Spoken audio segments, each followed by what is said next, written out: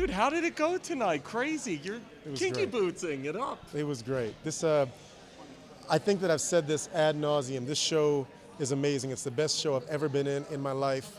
I get to sing songs by Cyndi Lauper. And my man Harvey did such an amazing book. And the character of Lola was set up by Billy Porter so well that I stepped into this amazing pair of boots. And it fits so well. I don't think I want to leave. How about Cyndi, working with Cyndi and Harvey? I can just go back in time to Wayne in his room listening to Cyndi Lauper's debut record and watching her on MTV back when it actually played music videos, back when it was music TV, and going, oh, she's so cute and she sounds so awesome. And so fast forward to now this, and I work with her and I'm singing her songs. I can't beat this. I can't beat this. One social message question. Yes, Lola sir. is so ahead of her time, and we're seeing now a period of time where LGBT rights are so important. Absolutely. From Laverne Cox to Caitlyn Jenner to shows like Transparent. So being able to play a character that does have such a strong social message as an actor, what does that do for you? It raises my game. It lets me say things that maybe when you're the host of Let's Make a Deal or you're on a sitcom, you can't necessarily say. It lets me stand behind the message that I take close to heart, which is the end of the show. Be you. Feel free to be you. Don't be who they tell you to be. And I think that, especially with bullying, especially with all of the LGBT issues, especially with the color issues right now in our country with the police and senses of identity, this is an amazing message, and I'm happy to be the mouthpiece for it. This show, it has endeared itself to so many people. Did you realize when you and Harvey were putting it together that it would have this type of long-lasting legacy that it's building right now? We were hoping.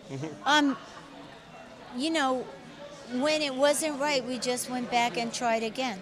And we just kept doing it until it was right, you know?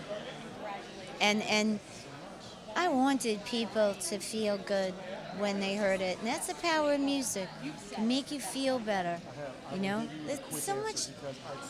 Also, it's about family. And to me, everything's about family. So, you know, you have messed up relationships, you have good relationships. And sometimes it's not just the family you grew up with, it's the family you work with, you know? Behind the velour shirt. I'm behind this. I love it. So what can we do? So how did this Wayne Brady guy do in your show tonight? He's very talented. I predict he goes places in this business. He might have a job after this, right? I think he could possibly have a job. He's smart, he's funny, he's quick on his feet, and he can walk in heels.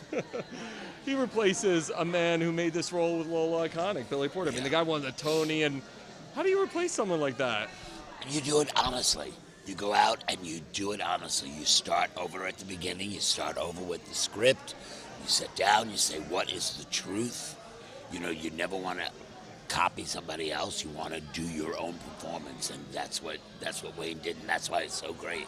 Does it still blow your mind to see this show still packing the people in? Yeah. Oh, Crazy. I love it. But it's not just packing them in. It's the reaction they have to it. It's watching them get so excited and watching them get so happy. It's like, you know, Cyndi and I always call it the happiness factory. And that's what's wonderful about the show. It just makes people happy.